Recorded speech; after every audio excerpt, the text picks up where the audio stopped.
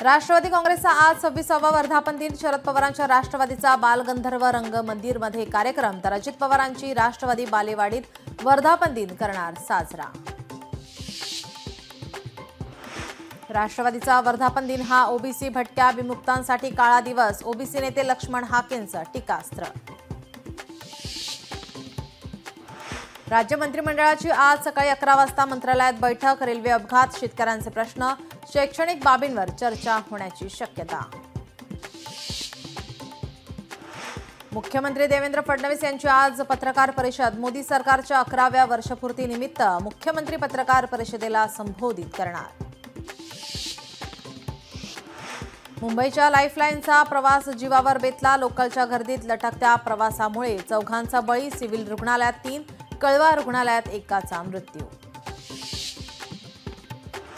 मुंब्र्यातील railway अपघातानंतर मध्य रेल्वेचे महत्त्वाचे निर्णय। लोकल गाड्यांमध्ये ऑटोमॅटिक दरवाजे असणार। सर्व लोकलचे डबे 12 वरून 15 पर्यंत करणार। कल्याण ते कसारा 2 नवीन रेल्वे लाईनचं नियोजन।